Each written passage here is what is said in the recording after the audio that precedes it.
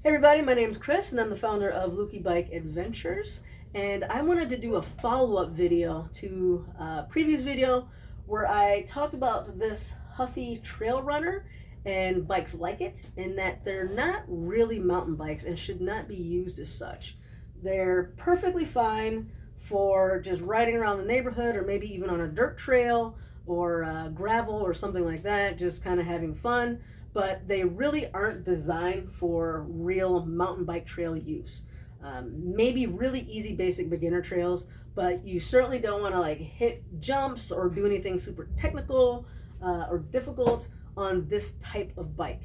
And I made reference to the bike that I bought a few years ago, and so I thought I would follow up and show you my bike that I actually use for mountain biking, and just like what the difference is. You know, I talked about the suspension and the brakes and how they really don't stand up to the task, and so I figured show you what you need to be looking for if that's the type of riding that you want to do and what the difference was. So that's what that is. I stumbled through that a little bit, but you know, we're not going to start over. So let's just do this. So this is my Haro Subvert HT5. When I bought this, I got it in 2019, and I think at the time it was, I want to say it was about $1,700 perhaps, in that ballpark. I did not pay that much for it. I was able to get it, it was like on clearance, or I got a really good price on it. I don't remember what I actually paid, but it was not $1,700. Everything costs more now. You know, this was pre-COVID and pre all the bike craze and inflation. I bought this thing just in the nick of time, man, I tell you. But if I were to buy this today, I believe it would be, you know, I haven't actually, I would think to get the same features and whatnot, I would expect to pay like maybe $2,300, maybe even $2,500. I don't think it would be quite up to $3,000, but it would be over $2,000 right now if you were to buy a similar type of bike as this, I believe. Okay, so let's discuss what are the differences here that we're looking at. You know, one of the main things I was complaining about and talking about with this bike was the suspension and the fork. So this one, you have it's called a full suspension because you have shocks in the front as well as under the seat.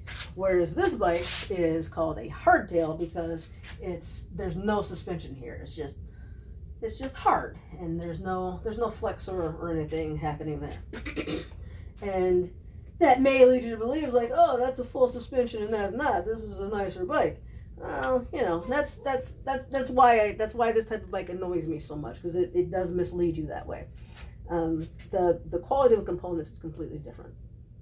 So aside from that, I talked about how skinny the what is it, stanchions or whatever this is called, how skinny and like whatever the opposite of robust is, that's what this is. And so that's why I have this little tape measure here. So if I'm to wrap this around and measure, let's see, you know, let's do millimeters, because to me, especially on small increments, is a bit easier.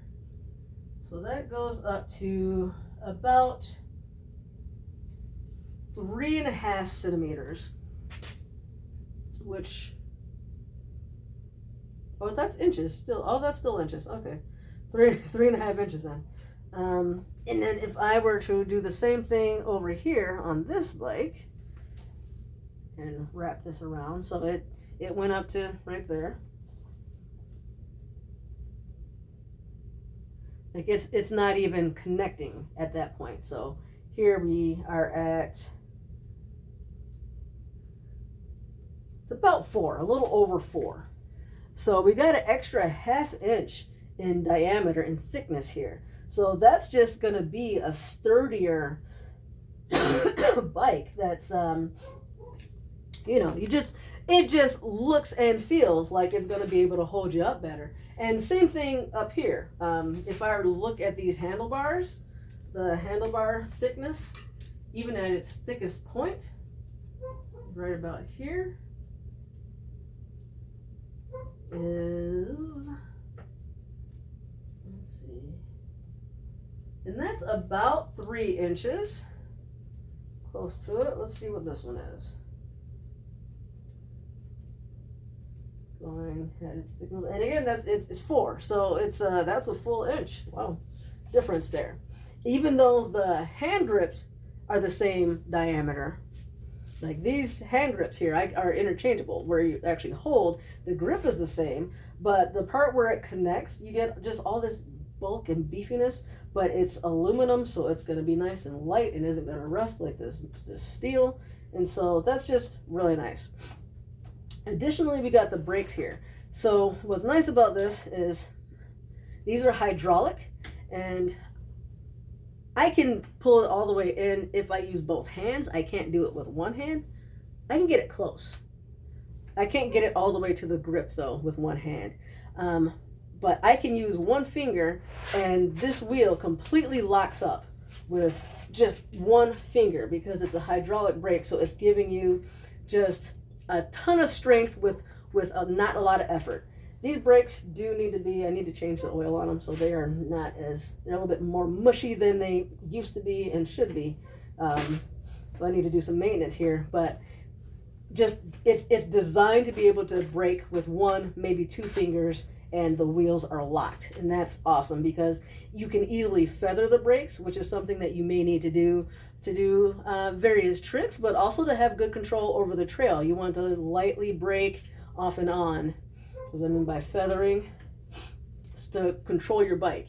And they're disc brakes, so they are not going to get as muddy and dirty. They basically brake better for longer in crappy conditions. The other thing is the suspension itself. So I talked about in the previous video about how in addition to the size, the fact that these are not adjustable at all. It's just kind of set as to whatever it is. Whereas this bike, there's a cap here, and if I unscrew it, there's a little what do you call it? I guess a valve. It looks a lot like the valve on the wheel, and you use it's called a shock pump, and it's basically just like a little air, and you can pump this up and adjust the amount of air pressure in there according to your weight. So you may need to go online to find like a chart that tells you what PSI it should be for your weight. Some of them I think even have it, I swear I've seen it like printed on the fork itself, but there might be like a QR code or something, or you could just Google it, whatever, and find that information. And so you can adjust that according to your weight and also to your preference, how you want to ride and how you want it to feel.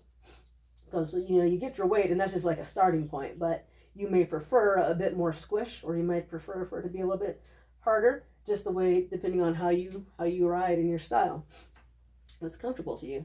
Another cool thing about this is that if you are riding your bike and say you're on flatland and you want to get some speed, or if you're going uphill and you're standing up on your bike and you are like really trying to like get some speed and power, so the suspension is going to bounce up and down, and it's going to absorb a lot of that power that you're putting into the bike to get up that hill or to get some speed. And so this has a lockout. So if I do that, now it's like there's no suspension at all. It's completely locked. And so all of the power that I'm like pedaling down with is getting transferred directly into the bike, into the road, and gonna propel me forward instead of being absorbed by the suspension. So that's pretty cool. Let's see, what else? Overall, I mean, there's also differences of like geometry, and there's a significant difference in the size of the tires, generally speaking. So this is a plus bike, so the tires here are are bigger than a standard mountain bike, but not quite as big as a fat bike. So it's kind of the middle ground, and I really like that size. I think it's pretty cool and fun to ride. But even not plus bike mountain bikes, usually the tires are a little bit beefier than this. And beefier tires are going to give you more traction, a little bit more control. You can also go, what do you call it? Tubeless on this type of bike. You probably don't want to go tubeless on this. You really want to have tubeless compatible tires, but also rims in order to do tubeless. And tubeless allows you to basically not have an inner tube, if you're not familiar. So instead of having an inner tube, you basically put some, I don't know what it's made out of. It's like liquid goop into the tire, and it helps to seal it. And so small punctures, it just fills those up, and you don't have to worry about small punctures. You don't have to worry about pinch flats. You can ride your bike with a lower air pressure, which is going to give you a little bit more cushion, a little bit more comfort as you're riding. But more importantly, it's going to give you more traction and more control on things like dirt and rocks and gravel and all that, which is where mountain biking typically happens. So a lot of mountain bikers like to go tubeless, and that's really not an option. Like, you could try, but it's probably not going to work very well. It's probably going to take a lot of sealant and a lot of effort, and it may not actually ever seal if the tire and the rim are not compatible for tubeless. So I would say those are like some of the more obvious differences. There's also differences of the materials that are used, like, you know, the aluminum instead of the steel. You may even be able to get carbon fiber or whatever. The derailleur and the shifting is going to be a much nicer quality. Just all that is different, better quality component parts. But the main thing I wanted to focus on are the things that are more visibly obvious, that you can see between the difference between these two bikes, and really focusing on safety more so than things that are just going to help you ride faster and better and, you know, whatever. Let's see. Is there anything else? I think that's it. Brakes, suspension, and the tires. So, hopefully that was interesting to you. And you learned something. Maybe you want to like and subscribe if you enjoyed it. Check out the links down below to take us to our website, our Instagram, our Facebook page, our GoFundMe. You can check all those things out, learn about what we're doing and how we are introducing kids to the outdoors through mountain biking, teaching them how to ride bikes, how to fix bikes, how to become responsible and safe cyclists and stewards of nature. The outdoors is what we're trying to do. And so I think it's pretty fun. It's pretty cool. We are a 501c3, and we are always looking for donations. Financial is ideal, but we also, you know, take bikes as well. And among other things. So thanks for watching. Share if you can. That's also a huge help for the channel to help us grow and spread the word on what we're doing. And I'll see you guys in the next video.